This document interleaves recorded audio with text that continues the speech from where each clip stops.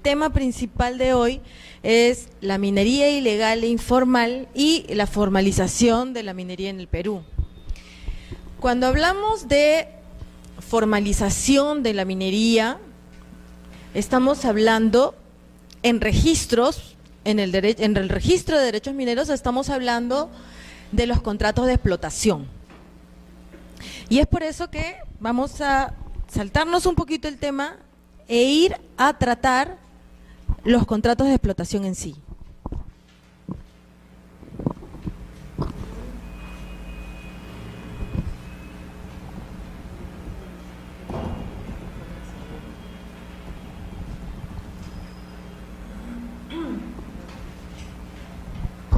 Tienen ustedes dos resoluciones del tribunal.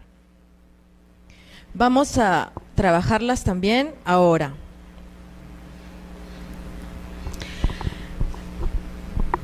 La clase pasada comentábamos que en registros, pues, incluso se inscriben los contratos innominados, ¿no?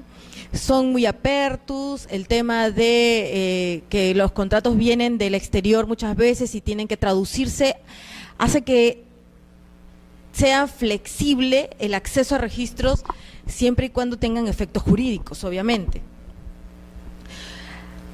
Ocurre que los contratos de explotación son creados con la ley de promoción de la pequeña minería y la minería artesanal en el año 2002, la ley 27651 y su reglamento número 013-2012M. El objetivo de crear estos contratos de explotación fue que en la realidad social pues existían muchas personas que se dedicaban a la minería a muy baja escala y no había un control para ellos. Entonces, como que la minería se regulaba solo mirando hacia las grandes escalas y quisieron hacer una especie de inclusión social. Adelante. Buenas, adelante. En aras de crear esta inclusión social, es que se crean estos contratos de explotación, pero se regularon para la minería, como le llaman, una minería que no era la minería fluvial, la minería aluvial, y eso generó con el tiempo problemas. En la actualidad, con todos los decretos legislativos que vamos a ver, pues vamos a llegar a la conclusión que la minería aluvial no está contemplada en los contratos de explotación, está, es más, prohibida. El tema de las dragas son prohibidas. Vamos a desarrollar también los bienes muebles mineros y allí vamos a ver que las dragas son artefactos, son bienes muebles prohibidos en la minería actualmente. Entonces, volviendo a los contratos de explotación, ¿qué vienen a hacer los contratos de explotación? Una excepción a los contratos de cesión. Eso vienen a hacer los contratos de explotación. ¿Recuerdan que en la sesión pasada dijimos que los contratos de cesión tenían que otorgarse por la totalidad de la concesión? Pues en el artículo 165, me parece, de la Ley General de Minería, decían, el contrato de cesión, uno de los requisitos, tiene que ser por el 100% de la concesión. O sea, el titular cede totalmente al cesionario y es por el 100%. ¿Qué pasa en los contratos de explotación? Como en la realidad ocurre que habían muchas personas invadiendo, por decirlo así, entre comillas, una concesión, pues crearon la forma de que estas personas accedan a la formalización, pero no podían por el total, porque ellos, su realidad era otra. Entonces, en los contratos de explotación se permite otorgar partes de la concesión. Esa es la excepción.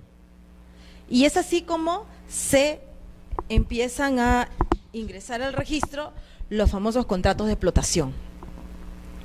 En este contrato, el titular del derecho minero autoriza a desarrollar actividad minera a un minero artesanal.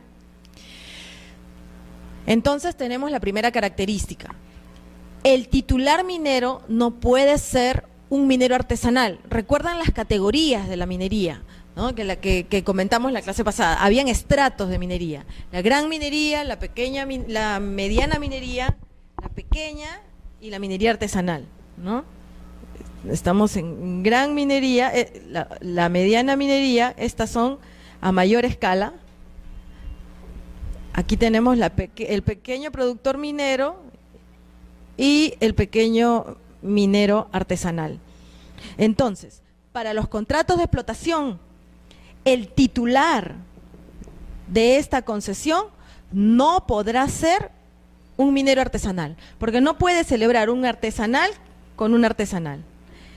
Y viceversa, el operador minero, que es como se le llama a la persona que va a trabajar, a este minero artesanal, es el operador minero, siempre deberá ser un minero artesanal. Es la primera característica que vamos a ver en los contratos de explotación. ¿Qué sucede si esta concesión está otorgada en cesión?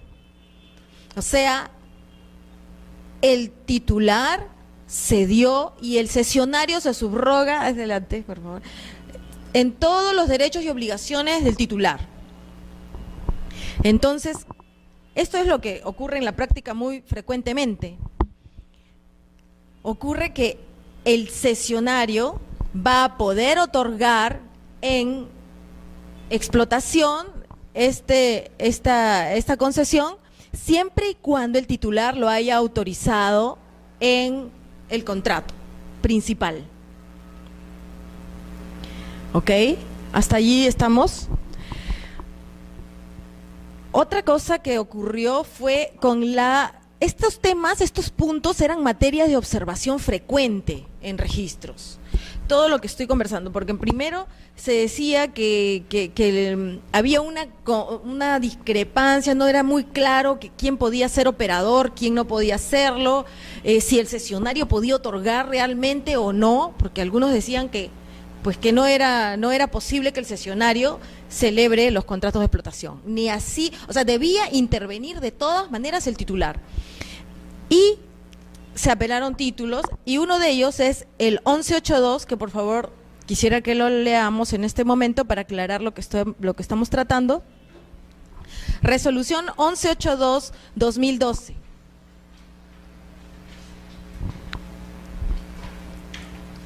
Es un título que me apelaron a mí. A ver, por favor, ¿quién me ayuda con la lectura de la sumilla? Las dos sumillas. A ver, gracias. El cesionario de una concesión sí puede celebrar contratos. El cesionario de una concesión sí puede celebrar contratos de explotación sobre el derecho minero dentro del límite que dure la cesión, siempre que el contrato de cesión lo autorice. La otra sumilla. No se requiere la intervención del cónyuge del contratante a favor de quien se ha constituido el contrato de explotación minero.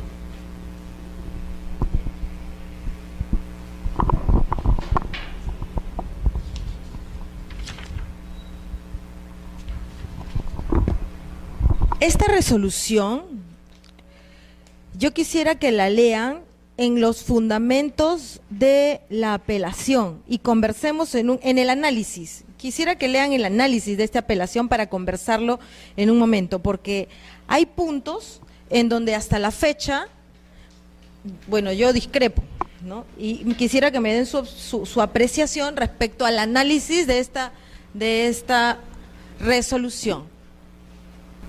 Por ejemplo, les doy un alcance, ¿no? Les voy dando un alcance. En el punto 6, el tribunal hace una disquisición muy interesante. Nosotros en el registro observábamos frecuentemente a los contratos de explotación como contratos, porque el nombre es así, contrato.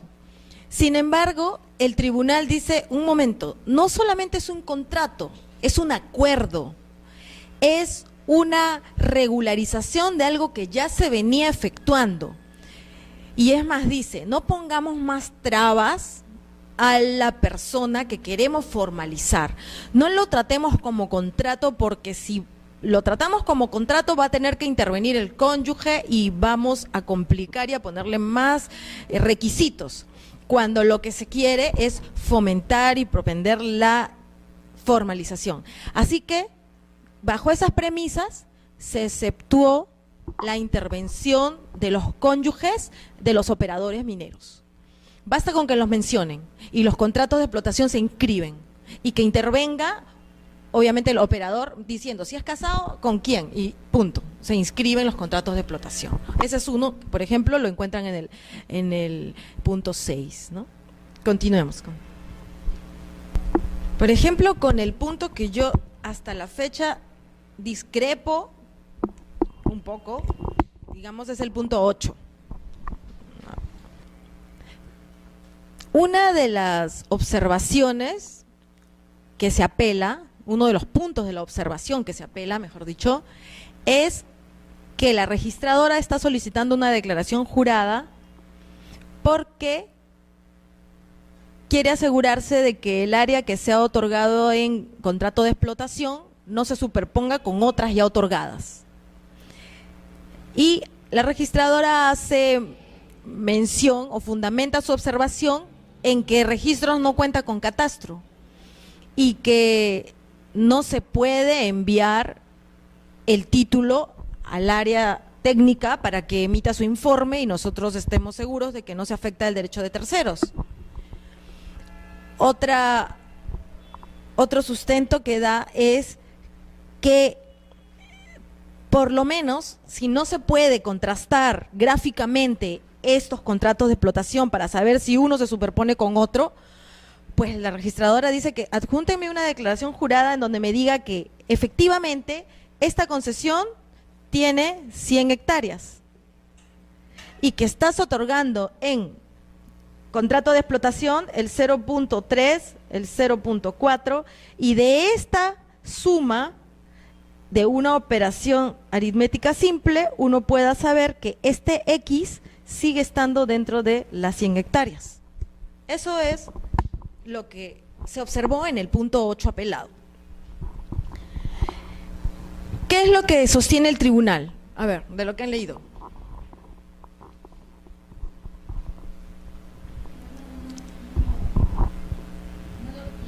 Que no lo requieren, muy bien, no lo requieren. ¿Por qué dice? Porque solo se debe identificar las coordenadas UTM, así es. Pero hay otro punto más, y es el que la norma no lo prescribe, la norma no lo establece. Y sí, pues es que los decretos legislativos y las normas hasta el momento se siguen perfeccionando, se siguen saliendo normas al respecto de la formalización. Y este es un punto que está evidenciándose recién. Inclusive nosotros conversamos, o en alguna oportunidad he tenido una clase y entre los asistentes había personas del INGEMET. Y se me acercan al final y me preguntan: doctora, ¿cómo están haciendo con el tema de la superposición de las explotaciones? Y yo les digo: pero díganme ustedes, porque ustedes tienen el catastro. Y es que hasta ellos me parece que no pueden llevar un catastro y un control porque el área es muy pequeña, la que se otorga en contratos de explotación. Entonces ellos mismos tienen problemas de superposición en este momento y no hay un control al respecto. Sin embargo, esta resolución del tribunal pues respalda, ¿no? Me respalda ante cualquier otra observación. Yo bueno, lo que les quería comentar, nosotros estamos viendo resoluciones del tribunal en todo el curso, ¿no? En todas estas clases, pero tengan en cuenta que en minería no existe precedentes de observancia obligatoria, no hay ni uno. En el registro de derechos mineros no existe ningún precedente de observancia obligatoria, todos son resoluciones particulares para cada caso y que conmina al registrador ante quien se apeló, obviamente, pero no obliga a los demás. Esta resolución que me fue apelada por estos puntos me respalda a mí, me obliga a mí, ¿no?, a observar de tal o cual forma, pero no al registrador de Trujillo ni de Huancayo y así sucesivamente. Los registros en el Perú, los registros de derechos mineros son pocos, y para que se dé un precedente de observancia obligatoria, pues necesitan llevar a un pleno, necesitan ver el tema de la recurrencia, y eso no ocurre en el derecho minero. Es por eso que no existen precedentes en minería.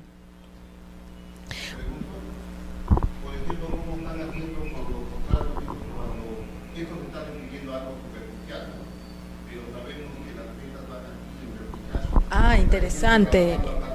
Ya. Interesante su pregunta porque justo está aquí y la vamos a ver. Entonces, posteriormente, en el año 2011, por Decreto Supremo 029, se incluye la figura de la cota, que es lo que el doctor nos está acá ahorita preguntando y nos está trayendo el tema.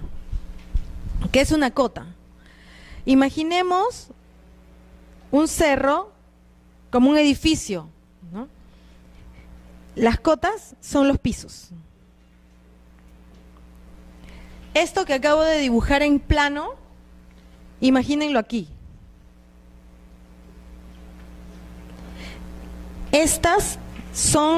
Cada una de estas es una cota. ¿Y cómo se mide? Por metros sobre el nivel del mar. Ya sobre esto, ya imagínense, pues no existe el catastro ni una forma de limitarlo, no existe. Y he allí la necesidad que hemos visto en la práctica los registradores de asegurarnos pidiendo estas declaraciones juradas tan simples, ¿no? Unas declaraciones juradas con firmas legalizadas que nos respaldan ante cualquier derecho vulnerado. Pero la pregunta era, ¿cómo están haciendo? Pues inscribirlo ante, bueno, yo tengo el respaldo de la resolución del tribunal, ¿no? Pero sí, porque no hay otra forma, la norma no se ha puesto en ese supuesto.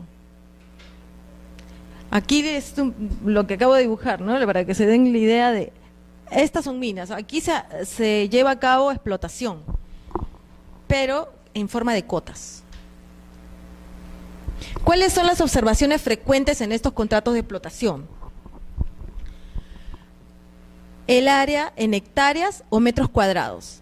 Entonces, sucede que el formato que encontramos en los decretos supremos, en las páginas colgadas en el MINEM, en el MEM, si ustedes googlean, las páginas tanto de Ingemet como del MEM son muy buenas, ¿no? Tienen mucha información y allí tienen formatos de contratos de explotación también. Y si ustedes ven en esos formatos, pues lo que se consigna es que se precise el área otorgada en explotación con coordenadas UTM. Nosotros les pedimos a los usuarios, que nos consignen el área en hectáreas o en metros cuadrados, casualmente por lo que acabamos de ver en esta explicación, ¿no? Para poder de una simple operación aritmética determinar si aún el titular tiene o no área por otorgar. Esa es una de las observaciones frecuentes. Otra observación es que se adjunte la declaración jurada de que no está vulnerándose el área de terceros. Otra es que si no hay sustitución total de los derechos mineros, lo que ocurre aquí es que en los contratos de explotación no es como en el contrato de cesión en donde el titular, en donde el cesionario se subroga totalmente en los derechos y obligaciones del titular. En los contratos de explotación se está otorgando el área, pero el titular mantiene todos los derechos y obligaciones. El operador minero no va a pagar derecho de vigencia, no va a pedir un derecho de servidumbre si lo necesitase. El operador minero solo se va, sí, a responsabilizar por todos los impactos ambientales que produzca en el área que está operando, ¿no? Pero no está subrogándose en todos los derechos y obligaciones, y eso es algo que se observa porque lo colocan así en los instrumentos públicos, ¿no? Los contratos de explotación se presentan por escrituras públicas. Otra observación que nosotros frecuentemente pedimos, acotamos, es que, como lo decía hace un momento, el operador minero solo puede ser un minero artesanal. Pero ¿qué sucede? Para que este operador minero, si es un minero nuevo, una persona que recién está incursionando en la minería o se está formalizando, pues esta persona no tiene aún calificación, y para que tenga calificación minera le piden que el contrato esté inscrito. Entonces no le podemos decir, señor, acredíteme usted con un documento expedido por el gobierno regional que usted tiene la calificación de minero artesanal. Entonces, ¿qué hacemos? Le pedimos una declaración jurada de que este hombre diga, nosotros estamos dentro del estrato de la minería artesanal, y con eso pues pasamos, ¿no?, el título. Y salvamos el requisito que está establecido en el Decreto Supremo 013, ¿no?, en el artículo 12. Esto, por ejemplo, no está en la norma tampoco, pero en la práctica lo tenemos que ver de qué forma velamos porque se cumpla con la norma establecida. Otra prohibición es que no podrá celebrarse contratos de explotación sobre derechos mineros pertenecientes a productores artesanales. Ya lo habíamos visto hace un momento. Luego, otra observación frecuente es que del título se advierte que el cesionario otorga en explotación un área de la concesión. Sin embargo, visto el título archivado de la cesión, en este no se encuentra la autorización que otorga el titular al cesionario. Claro, para que el cesionario otorgue los contratos de explotación, pues debe estar autorizado por el titular para hacerlo. En un principio los cesionarios querían hacerlo sin autorización alguna porque decían, desde el momento en que me otorgan el contrato de cesión, yo como cesionario ya me subrogué en todos los derechos y obligaciones y puedo hacer todo lo que yo quiera con el contrato, con la concesión. Entonces, no se pasaban esos títulos un momentito. ¿Por qué? Porque tu contrato de cesión puede ser resuelto. ¿Y cómo queda lo que ha suscrito si no lo autorizó ni nunca tuvo nada que ver el titular? Si bien es cierto, tiene que respetarlo, pero ahí puede haber un perjuicio a terceros. Este es un contrato de explotación en donde podemos ver que el área total de la concesión minera tiene 400 hectáreas. Esta es minera Ñauzacocha, está en Ancash, en el distrito de Huarmey, provincia de Huarmey, para que vayan identificando cómo es la lectura de una partida en el registro de derechos mineros. Se coloca, en este caso, han puesto las hectáreas que se están otorgando en explotación, y es evidente que sí tiene. Este es el A103, probablemente el A102 también tenga otro contrato de explotación con 100 hectáreas.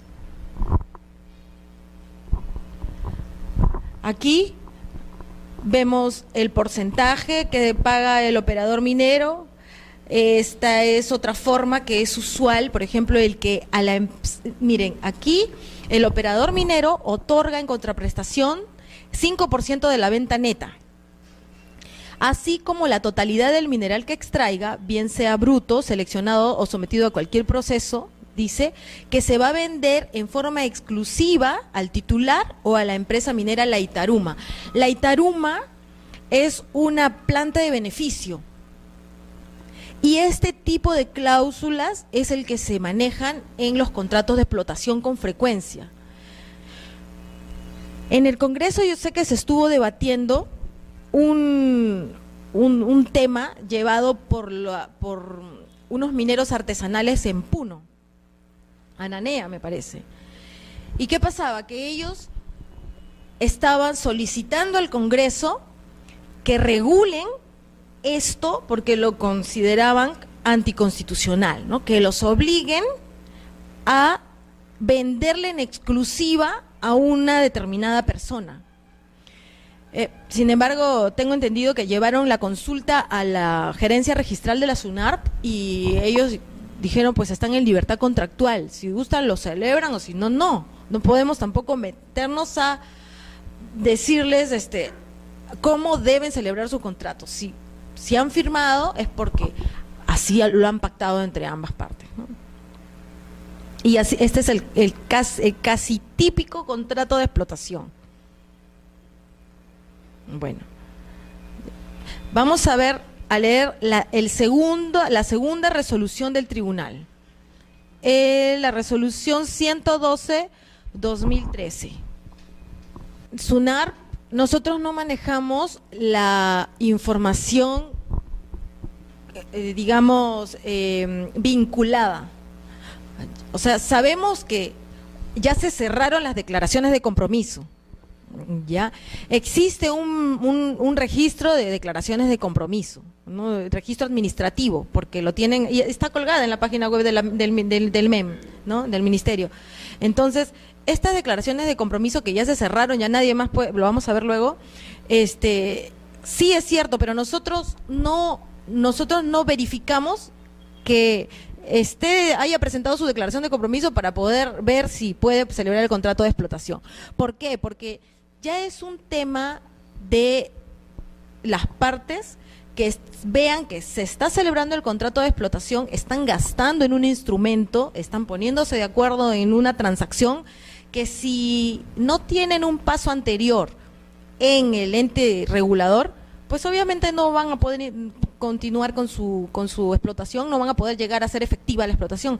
Entonces, si es voluntad y negligencia de ellos el hacerlo, o de pronto querer tentar, ¿no? Pero es más gasto para ellos, ¿no? Porque no podrían, sería un gasto inútil, ¿no? No podrían, pero bueno. Cuando el contrato de explotación se celebra sobre parte del área del derecho minero, será suficiente identificar dicha área mediante una poligonal cerrada, precisando las coordenadas UTM, no requiriéndose plano adicional.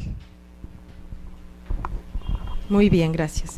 Entonces, más o menos va por lo que habíamos estado conversando. Nuevamente, esta vez el Tribunal de Arequipa sostiene que no existe base legal para pedir esta vez un plano, porque ya en Arequipa no pedían ya una declaración jurada, sino les decían, preséntame un plano. Y no, pues, porque no tenemos catastro, ¿cómo verificar y contrastar ese plano? Entonces resulta en realidad inútil pedir planos en todo lo que se respecta al registro de derechos mineros.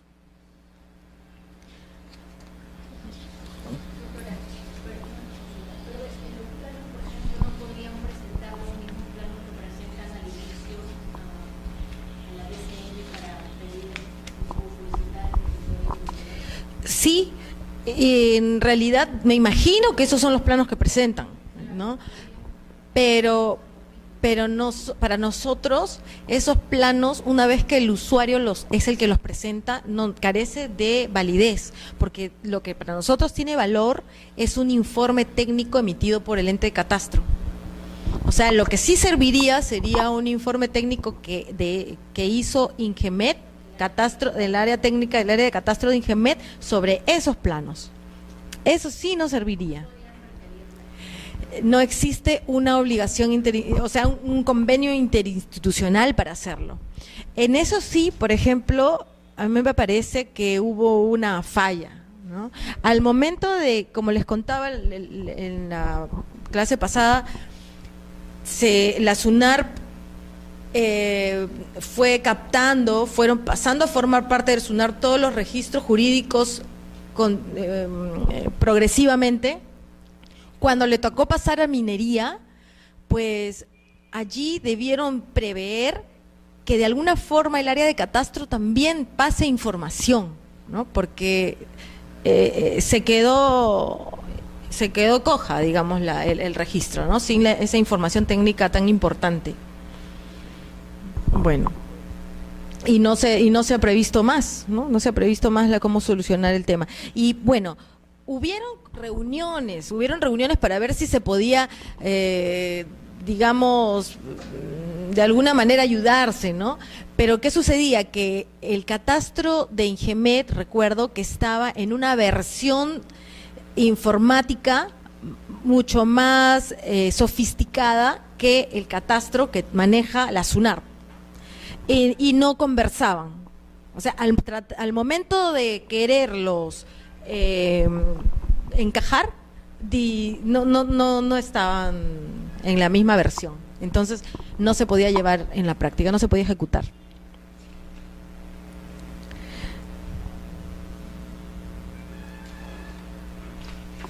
A ver, ¿qué más podemos ver de esta resolución? Me parece que ya quedó claro el tema de... ¿Alguna pregunta más sobre el contrato de explotación? Un pequeño productor minero que tiene una concesión y que además esté en proceso de formalización, ¿puede firmar con mineros artesanales? Que está en proceso de formalización. Mire, mire, yo le explico. Para poder firmar un contrato de explotación, lo que se necesita es ser titular minero. Esta persona que es titular minero, que tiene una partida totalmente inscrita, una partida definitiva, puede celebrar contratos de explotación. Ahora, si este titular minero está presentando su declaración de compromiso, si todavía no ha presentado su IGAC, si le faltan, qué sé yo, todo lo que vamos a ver luego, ya eso es un tema administrativo con el ente regulador. Nosotros en registros, en SUNAR, vemos que tiene partida definitiva y el contrato con escritura pública la escritura pública del contrato de explotación se inscribe. No tenemos más que evaluar allí. Bueno.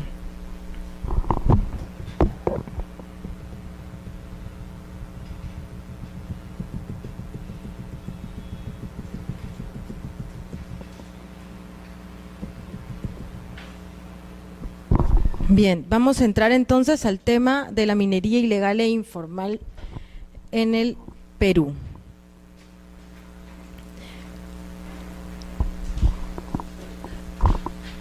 Esta foto que vemos en pantalla está, mírese, esta es la ribera de un río. Estas vienen a ser unas dragas, ¿no? O como le llaman, balsas gringo. Y aquí están todo como una invasión, ¿no? Ya, esto está prohibido. En este momento, allí se supone que eso es materia de destrucción. Ya ni ¿qué van a incautar ahí? No hay para incautar nada, está para destruir, ¿no? Bueno, vamos a tratar ahora los decretos legislativos que en este momento están de moda, porque están saliendo continuamente y aún continúan regulándose, ¿no? Es un tema social. Este es un tema más que nada de actualidad que estamos viviendo. Ahora, no es un tema aislado de la realidad mundial, ¿ah? Porque, por ejemplo, veía que en el año pasado, más o menos a mediados, en Ecuador hubo una feria, digamos así, un evento minero nacional muy grande, y de pronto en la sala, que habrían como unas 100 personas, habían ingresado a la sala de manera sigilosa, digamos, poniéndose de acuerdo, mujeres con polos blancos, y de distintas partes de la sala comenzaron a pararse y a cantar. Ya habían practicado para eso definitivamente, ¿no? Y era una canción, o sea, era una protesta pacífica, ¿no? Pero estaban cantando en contra de la minería, ¿no? La minería ilegal, la minería informal. Entonces eso es un tema, de verdad, búsquenlo, en YouTube debe estar. Y también ocurre en Colombia, ocurre en Nicaragua. La minería ilegal se da a nivel mundial, ¿no? Es un tema que azota a todos. Pero en el Perú se está viviendo la fiebre del oro. Y es así que con el decreto legislativo 1099 se promulgan acciones de interdicción en Puno, en la remediación de los ríos Rames y Suches, ¿no? Con esto empieza el tema de la interdicción. Anterior a esto han habido eventos políticos, han habido también decretos legislativos, pero fueron derogados por presión política, porque en todo este tema existe mucha presión política. Estamos hablando de los decretos legislativos vigentes, ¿no? El 1099, que trata sobre Puno, el 1100, que trata sobre Madre de Dios, la interdicción también, pero en las medidas complementarias en el departamento de Madre de Dios, el 1101, que son medidas de fortalecimiento para la fiscalización ambiental, como mecanismos de lucha para la minería ilegal, el 1102, que incorpora tipos penales de la minería ilegal al Código Penal, el 1103, que establece medidas de control en la distribución de los insumos químicos que pueden ser utilizados a nivel nacional. Existe también el tema de las rutas fiscales creados para este tema. Luego el 1104, que modifica la legislación sobre pérdida de dominio. El 1105, que son disposiciones para el proceso de formalización de los PPM, PPMA, y en el anexo 1 establece el formato de la declaración de compromisos, y en el anexo 2 el modelo del contrato de explotación que acabamos de ver hace un momento. Todos estos decretos legislativos ustedes los pueden encontrar en PDF en la página web del MEM. Ingresan a normas legales, actualidad, y allí les sale todos los decretos legislativos para que ustedes se informen al detalle y tengan los modelos también al detalle. El decreto legislativo 1106, que es sobre la lucha eficaz contra el lavado de activos y otros delitos relacionados a la minería ilegal y también el crimen organizado. El 1107, que son medidas de control y fiscalización para el transporte y comercialización de maquinarias y equipos que puedan ser utilizados en la minería ilegal, así como en el producto minero obtenido en dicha actividad. En el 1107 establecen partidas arancelarias, ¿no? El número de partidas arancelarias de la maquinaria minera que puede ser utilizada en la minería, porque la próxima clase vamos a hablar más sobre maquinarias, pero vamos a ver que la forma de los estratos mineros pues se mide por el área en donde operan, ¿no? Porque hay límites, y por la producción que pueden tener. Pero ¿cómo podemos determinar si tal maquinaria es para tal actividad y tal otra no? Porque para todas utilizan retroexcavadores, retroexcavadoras y etcétera, ¿no? Pero entonces todo eso es regulado ahora con estos decretos legislativos. Y empezamos con el decreto legislativo 1105. Disposiciones para el proceso de formalización. Y el 1105, ¿por qué empezamos? Porque allí, digamos que han habido muchas definiciones sobre la minería ilegal y la minería informal. En la lectura que les he hecho llegar, por ejemplo, este autor sostiene que no debió nunca contemplarse la minería informal, porque es abrirle las puertas a una persona que está incumpliendo y no se puede accionar contra ella, porque ya se creó el tipo informal. Sostiene también que hay tratadistas, ¿no?, que dicen, si está informal es porque no cumple lo legal. Entonces, de una vez, arremeter con ellos, ¿no? Es más drástico.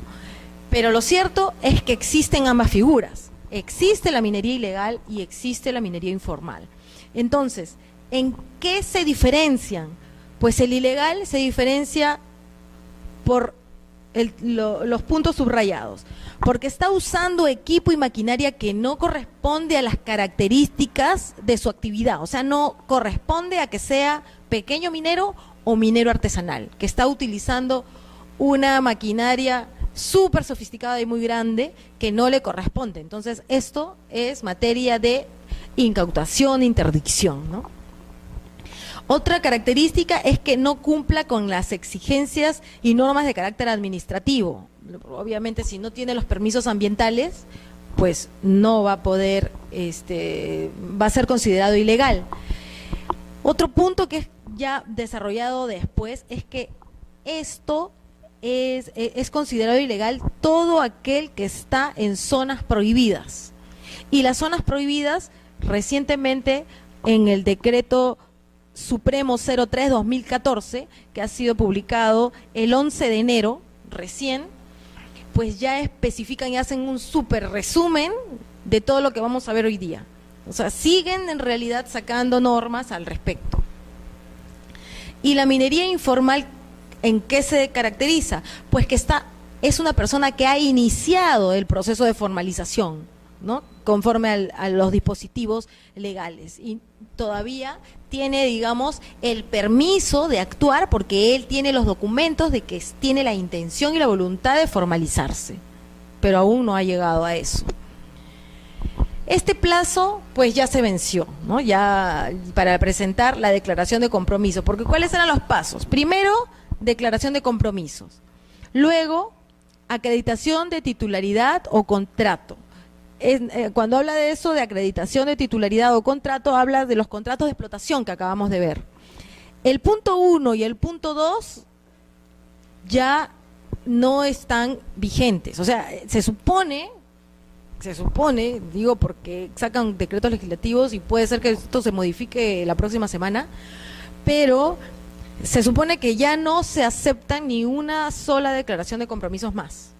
Ya no pueden haber tema de contratos de explotación futuro sobre personas nuevas, ¿no? Que no están que no han presentado ya su declaración de compromisos. Eso se cerró. Pero sí, el tema de la formalización y de todos los puntos que continúan hasta el 6 ha sido prorrogado hasta el 19 de abril del 2014, ¿no? Sí, ha sido prorrogado hasta el 19 de abril y luego pues hasta, me parece que en realidad en la práctica está con una tolerancia hasta el 2016, pero con las personas que ya han presentado su declaración de compromiso. Luego, en el punto 3, ¿qué deben? Deben acreditar el uso del terreno superficial. Si es que el terreno superficial le pertenece, es eriazo y le pertenece al Estado, pues no tienen ningún problema.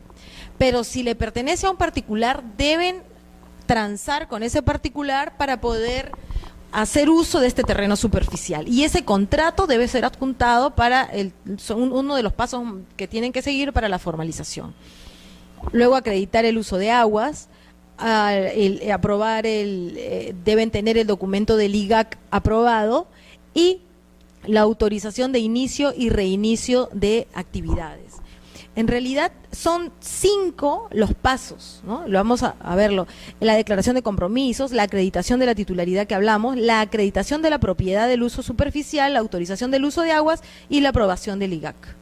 Esos son ya la autorización de inicio y reinicio pues viene a ser un documento más que viene al final, no un paso en sí. Cumpliendo todo lo anterior, le entregan la autorización. Entonces, ya de la autorización, la declaración de compromisos hemos hablado, ¿no? Los contratos de explotación, que tiene un modelo referencial en el anexo 2, se presentan por escritura pública, el titular queda liberado de las responsabilidades ambientales y los gobiernos regionales y el MINEM puede intervenir como facilitador y orientador para llevar a cabo estos contratos de explotación. Cuando fui a Chala, en Nazca, en Ica, perdón, en Arequipa, sino que Chala está en la puntita, está bien cerca de Ica. Bueno, cuando estuve en Chala hubo allí un evento, un registrón minero, y se presentaron una serie de operadores, de mineros, que sostenían que ellos tenían toda la voluntad del mundo de firmar contratos de explotación y de iniciar la formalización, pero tenían un gran problema, que los titulares mineros no tenían ni el más mínimo interés en firmar esos contratos, porque decían que ellos eran invasores y que ellos estaban en el uso de su derecho porque era su concesión. Entonces, allí había un problema social muy grande, marchas y toma de pistas. Inclusive nosotros llegamos cuando hacía una semana había habido un muerto, una persona fallecida en la carretera, por la toma de carreteras. Entonces, ¿qué ocurre? ¿Qué es lo que hace el MINEM en estos casos? Establece mesas de trabajo.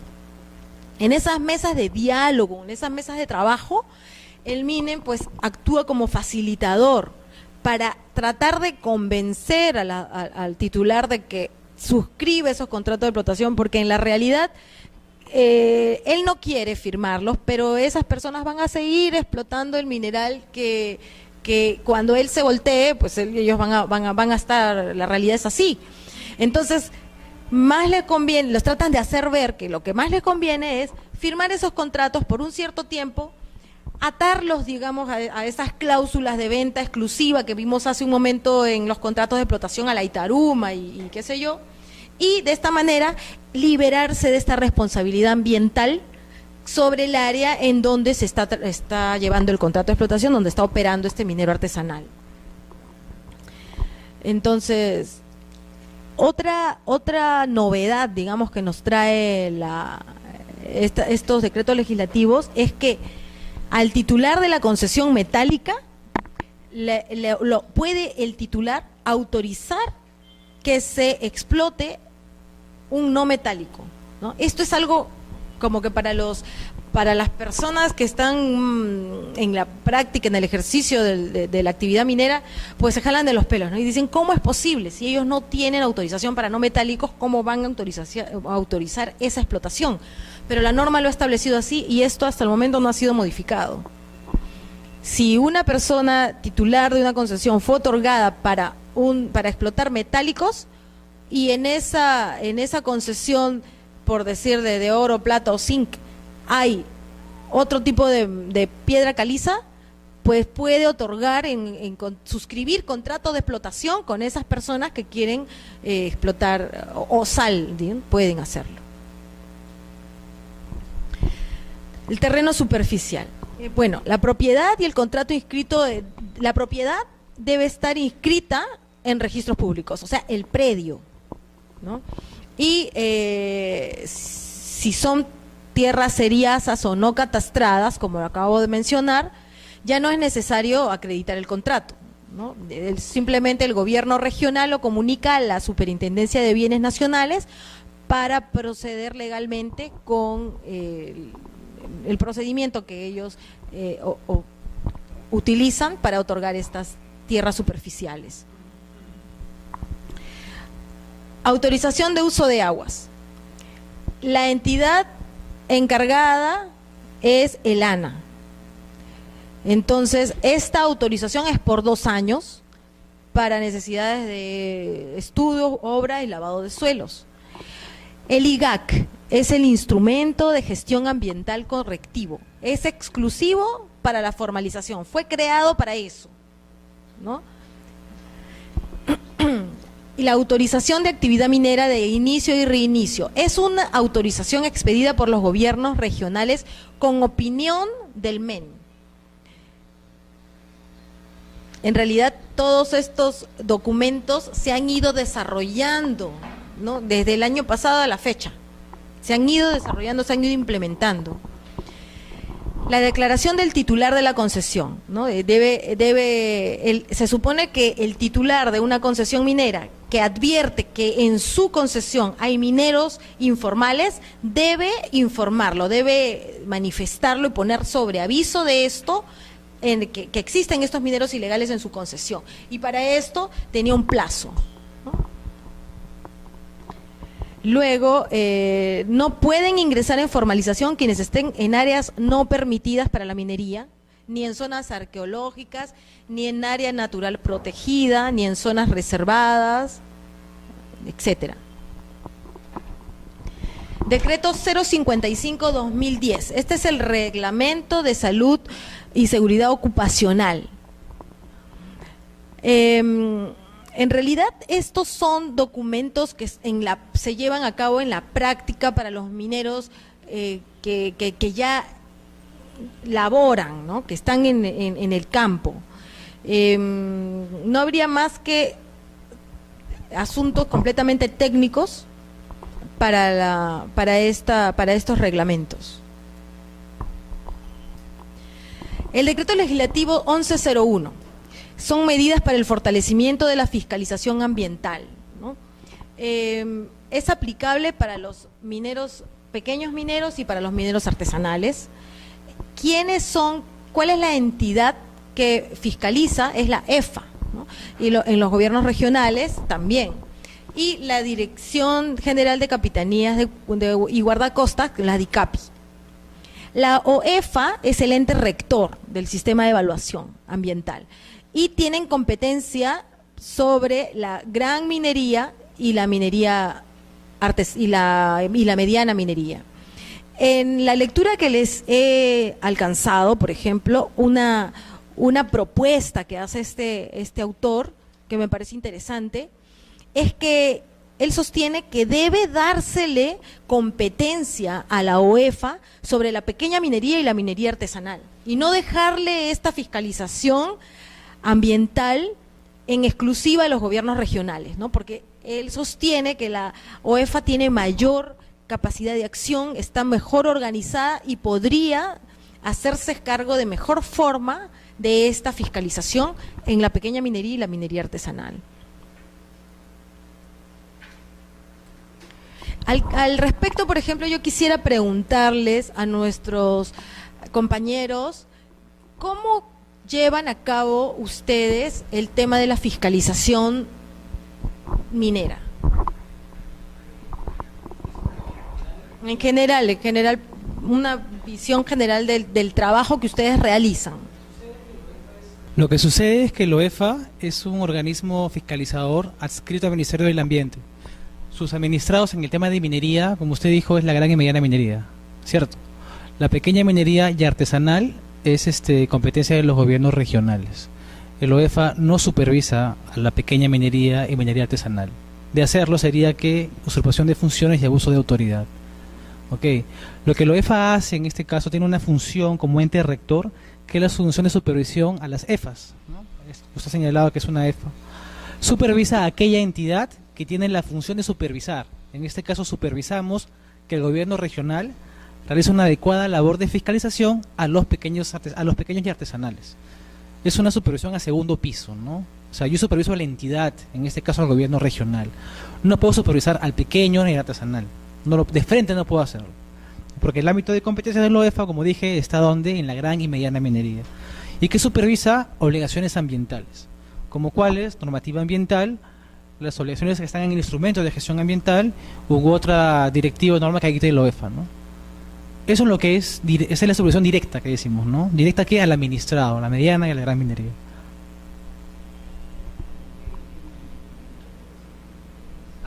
Una cosa que también puedo agregar, ¿no?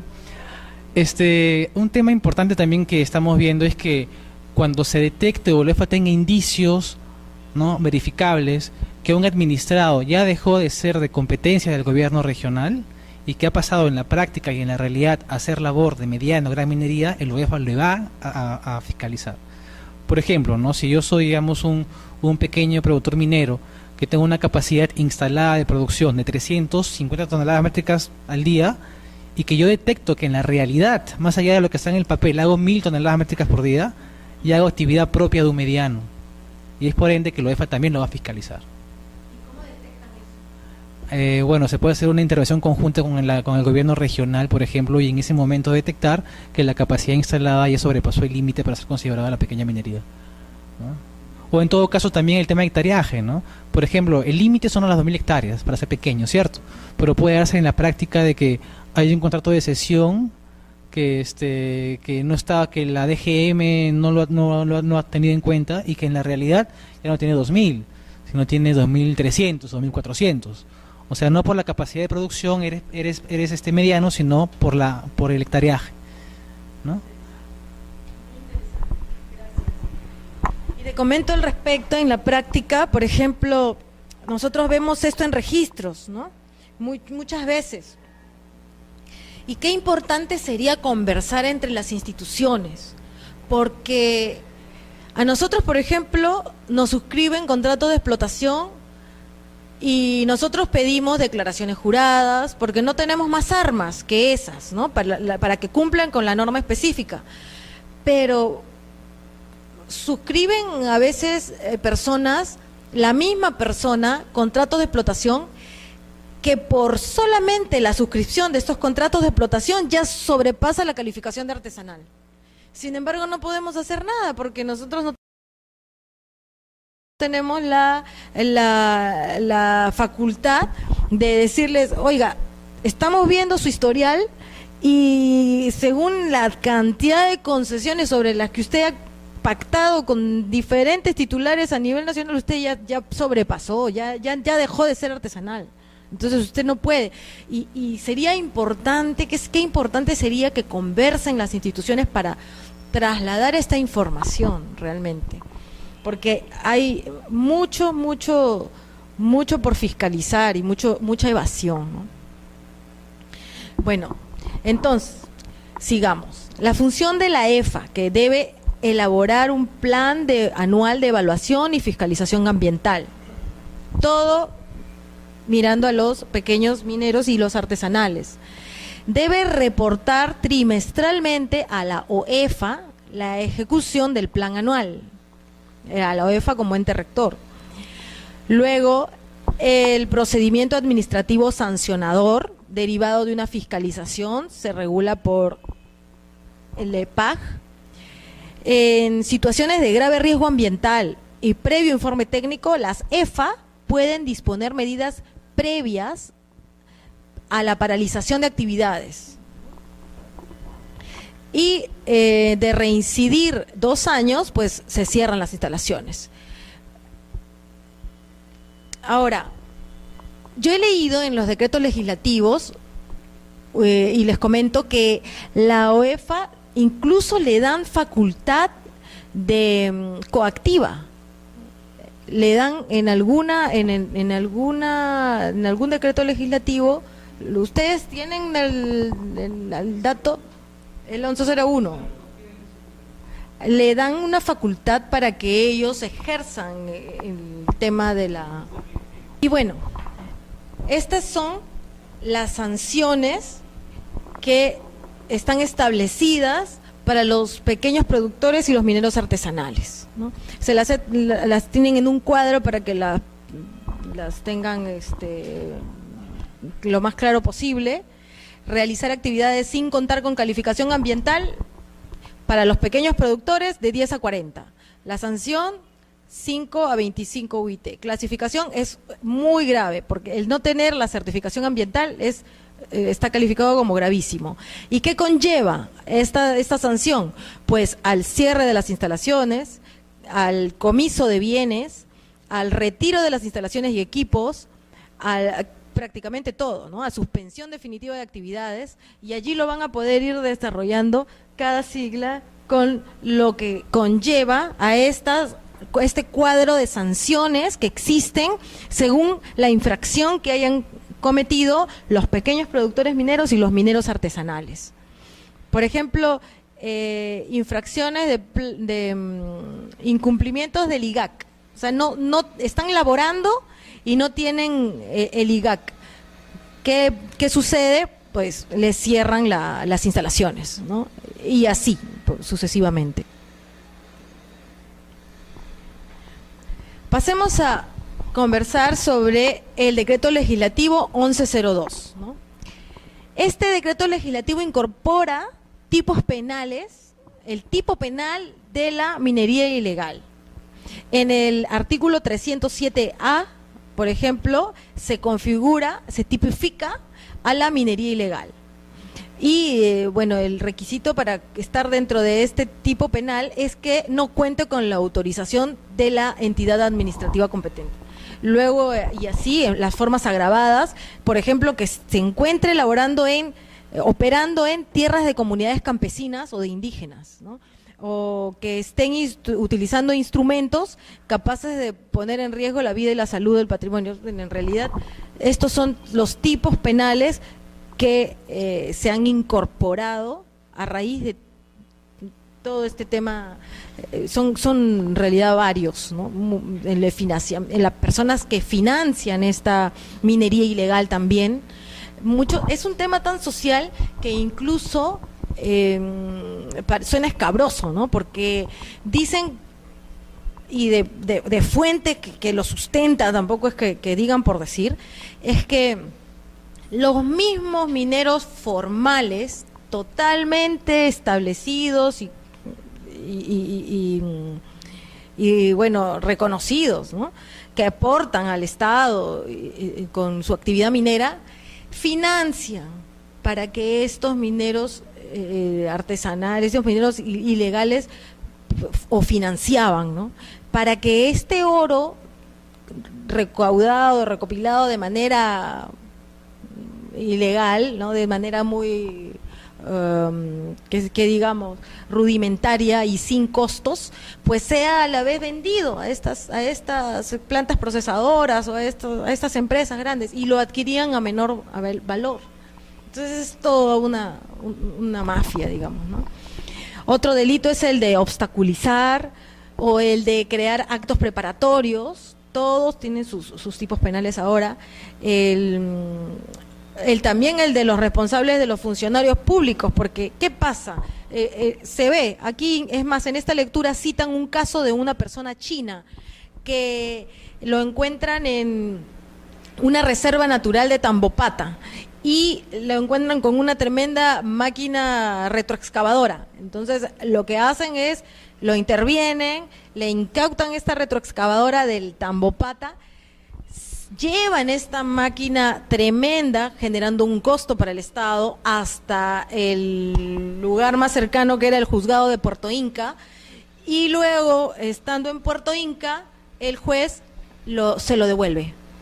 Entonces, todo esto que ha generado este movimiento, encima de que genera más costo al Estado, que está perjudicando el ambiente, y encima se lo devuelven. Entonces, todo está tipificado ahora, el tema de los funcionarios públicos. ¿Y qué más dice esta lectura? Que lo mejor sería, pues cuando la encuentran en un lugar en donde está prohibido ejercer la minería allí, mejor destruirla, porque ¿para qué generar más gasto al Estado? De una vez, estás con toda la facultad a destruirlo, ¿no? Entonces, eso es lo que sostienen. Y me parece una muy buena decisión. Sí.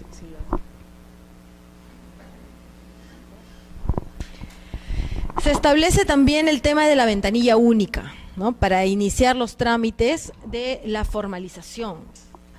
Las plantas de beneficios, el cierre de minas, las declaraciones de compromiso, son temas que ya han sido cerrados, ya estamos se supone en una segunda etapa.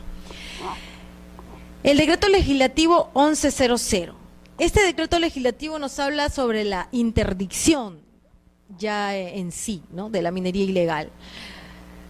Si no cuenta con la autorización de inicio y reinicio y está en una zona que está prohibida, pues se considera minería ilegal y tiene la facultad el ente administrativo de proceder con la interdicción, ¿no? ¿Qué se le ha prohibido a los mineros, pequeños mineros y a los artesanales? ¿Qué está totalmente prohibido de aquí en adelante, ¿no? Es el uso de dragas. No existe la posibilidad ya de que una draga sea inscrita para la minería. En los bienes muebles mineros esto está prohibido. Existen dragas, tengo entendido, para el tema pesquero, para estudios, qué sé yo, de NIMARPE, pero para la minería está totalmente prohibido. Otra cosa que está prohibida son los bienes y equipos destinados a succión, todo lo que tiene que ver con lo anterior, ¿no? Todas las partes que conforman una draga tampoco pueden ser, obviamente, materia de uso en la pequeña minería. Todas las definiciones que siguen a continuación son las formas en que se les conoce a este tipo de maquinaria prohibida para ejercer la minería.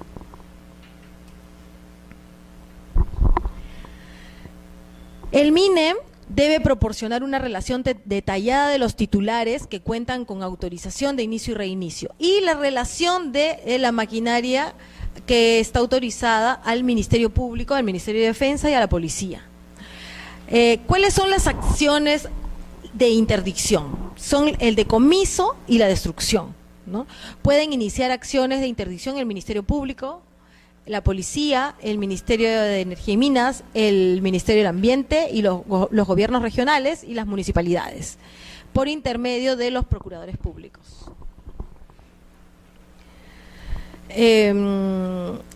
Existe un registro administrativo de declaraciones de compromiso, reglas para la formalización y sigamos con el decreto legislativo 1103. En el decreto legislativo 1103 vamos a tratar, bueno, se regula el tema de los insumos químicos. Y aquí es un tema pues muy cuestionable, ¿no? Es como a la fecha recién se han puesto a ver, es un tema muy social porque ¿cómo funcionan estas dragas? ¿Cómo funcionan estas maquinarias que llevan a depredar el ambiente? Con gasolina. ¿Cómo hacen para beneficiar, aunque sea de manera rudimentaria, estos minerales y luego esos químicos, ¿de dónde los sacan, no? Esos químicos que van a los ríos y los contaminan, ¿de dónde sacan? Pues estos son insumos, son elementos de los cuales se abastecen estos mineros informales. Y allí es en donde ha enfocado, donde ha puesto la mira el legislador para cortar con estos insumos. Además, tengas en cuenta que en Loreto, Ucayali y Madre de Dios, el tema del combustible está exonerado del IGB. Entonces, ¿qué tal tema social, no? Ellos, encima que el Estado los beneficia con el combustible exonerado de IGB, este combustible mismo es utilizado para llevar a cabo esta actividad delictiva. Se ha determinado incluso que el 80% del combustible que ingresa a esa zona no tiene sustento. O sea, ¿dónde va? ¿En qué es utilizado? El 20% es utilizado por la gente que normalmente lo tiene que ser utilizado en los mototaxis, que son muy utilizados en la selva, en los vehículos, pero el 80%, pues ya sabemos dónde se estaba yendo, ¿no? O de pronto se sigue yendo. Entonces, el 1103 nos habla sobre los insumos químicos, que la SUNAT fiscalizará de manera progresiva la permanencia y el transporte de estos insumos químicos, establecen rutas fiscales con GPS, ¿no? Entonces, a la fecha ya existen unas rutas fiscales por donde están obligados a pasar todas aquellas personas que tengan que llevar estos insumos químicos para de esta manera controlarlos. Y además deben tener obligatoriamente colocado un GPS en cada unidad de transporte. Ahí está, GPS, el camión de cisternas, obligatorio en los hidrocarburos, ¿no? El Código Penal establece el comercio clandestino. También está regulado el tema del mercurio y el cianuro, que son tan contaminantes, ¿no? Llegamos al último de los decretos supremos. Este decreto supremo acaba de promulgarse, como les comentaba, en enero. Lo pueden encontrar en normas legales del peruano el 11 de enero del 2014. Este decreto supremo lo que hace es aprueba la estrategia nacional para la interdicción de la minería ilegal. Y la estrategia nacional, según las últimas noticias, es que ya el Estado está dándole luz verde a todas las entidades autorizadas para que destruyan, incauten el tema lleven a cabo el tema, operen ya la interdicción de la minería ilegal. Debe decir ilegal allí. Establece también este decreto supremo las zonas de interdicción prioritarias, dentro de las cuales están todas las zonas de áreas reservadas, protegidas, las que hemos leído hemos visto hace un momento, de los ríos Rames y Suchi, la de Madre de Dios, ¿no? Y las zonas de amortiguamiento también, ¿no? Además, establece los organismos sectoriales que son relevantes en todo este tema, o sea, los organismos que van a ejecutar este tema de la interdicción. ¿Cuáles son las ventajas de una persona que se formaliza? O sea, sabemos que ya no va a dejar de contaminar el ambiente, ya sabemos que esta persona va a pasar a aportar, declarar, porque va a tener un RUC, va a figurar como, va a existir, ¿no?, en el Producto Bruto Interno. Pero, ¿cuál es la formalización, la ventaja de que esta persona se formalice? Primero, que va a tener un área permanente de trabajo. Luego, que va a explotar su recurso mineral de manera racional y segura, ¿no? Está haciéndose daño también esa persona. Otra, que va a poder adquirir explosivos y los materiales conexos al precio de mercado, no en el mercado negro, ¿no?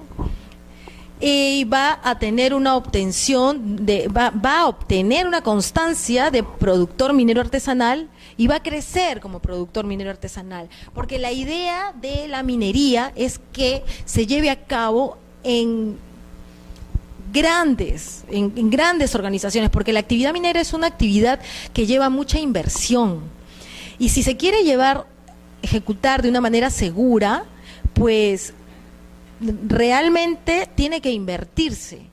Y la propuesta que se hace es que se asocien, que se conviertan en cooperativas, en asociaciones, en algún tipo societario, para que así puedan invertir más y puedan crecer, ¿no?